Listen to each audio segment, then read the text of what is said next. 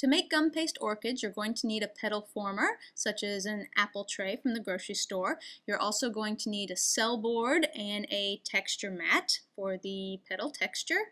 You're going to need some 28 or 26 gauge wire, orchid petal cutters, gum paste tools, gum paste glue, shaping foam, brush, and tape. You're also going to need to make the columns, that's what it's called, the center part of the orchid in advance. These need to be totally dry before you start to build the rest of the orchid. So you're going to take a small piece of gum paste and make sort of a cone shape, very similar to how we do the rose base. Only the difference with this one is it's going to be upside down, and you're going to want to use a bone tool or a ball tool to make a groove right there in the middle. Then dip your wire in the gum glue and kind of pinch the gum paste groove ball thing around the wire and shape it so it looks like this. Then you're going to want to take a very tiny ball of gum paste. This is going to be the little top of the orchid column, and use a spatula or some similar thing to make a groove in it, just a shallow groove, and then use your gum glue to attach it to the top of the column like so, and then set that aside to dry, preferably overnight. There are three different kinds of shapes. There are petal, sepal, and then the cutter that makes the throat of the orchid. So we're going to start with that.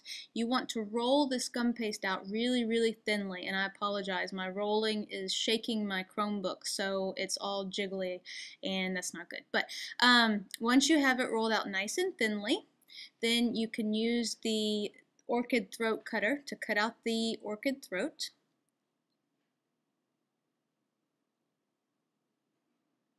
Then you're going to take your scissors, and on the bottom two little scallops there, you want to cut in about 1/4 of an inch.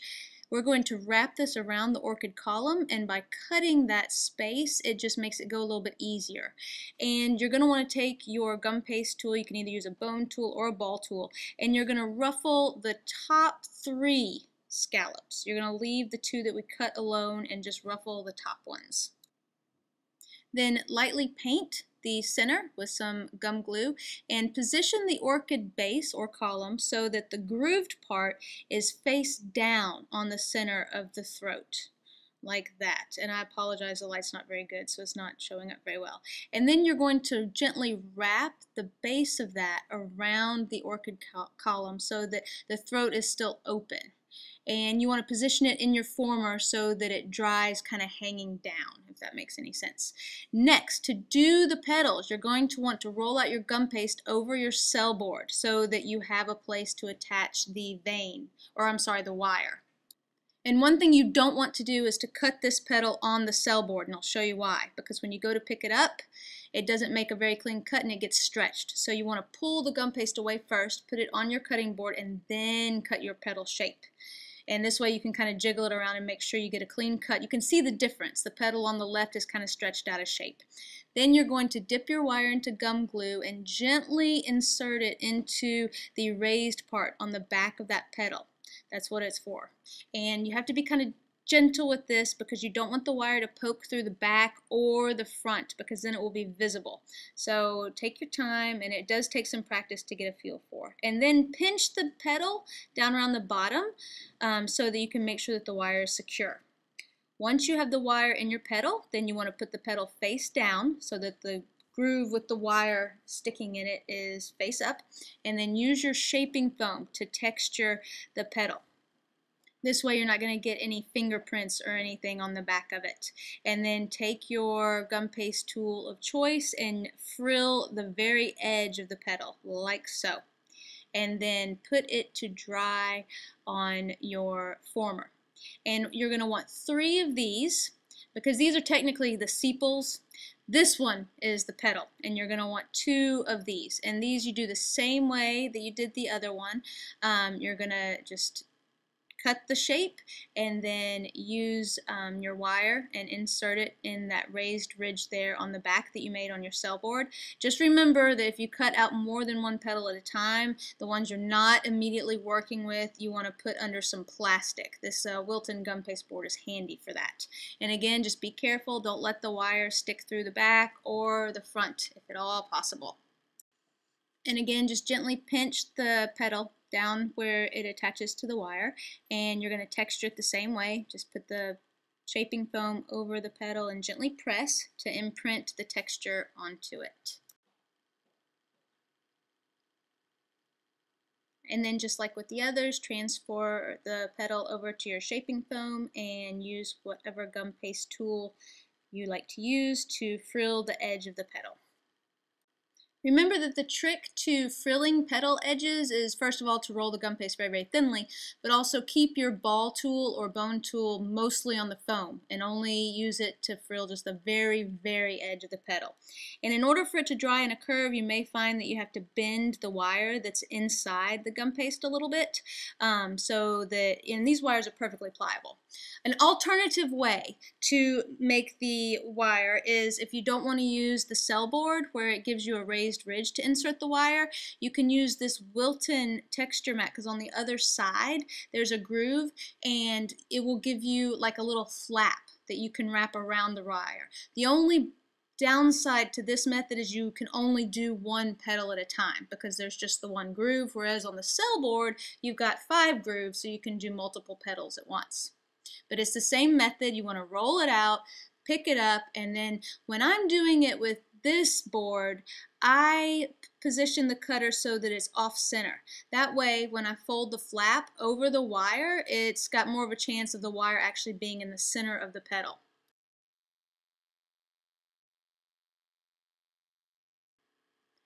And here you can see that that flap is definitely off center, and you just dip your wire in your gum glue adhesive, and then you just want to gently fold that flap over so that it covers the wire.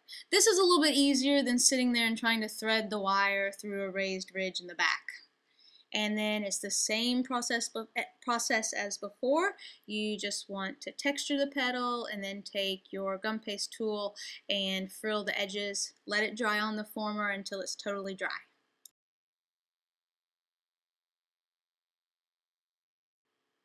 The only other thing that I don't like about the Wilton texture mat to make the wire flap is that it's hard for me to roll the gum paste thinly enough. It won't show up on the video, but this gum paste is really too thick. You can see where I tried to frill the edge. There's a raised ridge there. Once everything is dry, then you can start wrapping the wires. I like to use the white wire for the petals and the column and all the bits and pieces, because if you do happen to get the wire poked through, then it's not going to show up as much. But of course, the stems of an orchid aren't white. So, and then when you go to assemble the flower, you want the stems to be able to stick together really well. So you want to wrap each wire in green floral tape individually. And I'm not going to make you watch me do all of them because it's pretty much the same method. But you just want to get the tape started. And I cheat. I start a little bit below the flower base, go a couple of turns, and then push the wire up to the bottom of the flower. I just find that that's a little bit easier. But there's the column wrapped, and then I'm gonna wrap the rest of the petals, and then they'll be ready to be put together. This is what we're going for. So when you're cutting out the 3 longer petals, which are actually the sepals, make sure you dry one so that the top is turned in. And that is going to be the top petal on your orchid, because it does kind of curve in towards the flower center like that. And I like to do that one first. That way I have kind of an idea of how to assemble the rest of the flower. I know other people maybe have a different sequence that they like to work with, but it's basically the same thing. You want to tape the petals together, and again, I start down a little bit lower and then push the tape up and then continue wrapping. And I'm lazy, and I'm very conservative when it comes to my tape. I don't usually wrap all the way down to the bottom of the wires. I usually just go down an inch or so, just enough so that I know that they're wrapped together. And so those 2 wider petals are going to go on either side of the column, and then the 2 longer, more narrow ones are going to go down at the bottom. So I want to do those first because the wider petals need to kind of be on top of the thinner petals. And I'm just going to keep adding each petal individually. Again, I'm not going to wrap all the way down the wire. I'm just going to wrap down a couple of inches or so, and then at the very end I'll wrap all the way down the stem. So here are the 3 longer petals, which are technically the sepals. Here they are all on, and then we just need to add the 2 other petals to the side. Same technique with the floral wire.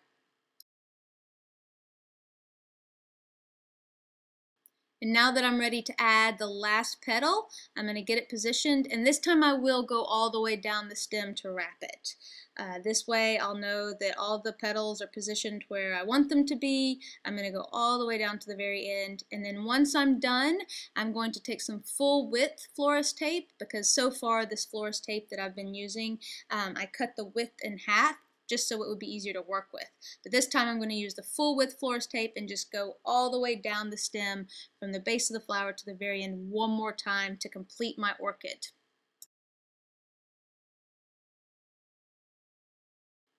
And I didn't do any kind of colors with petal dust or anything on this orchid, but you could certainly go back in and add those details later.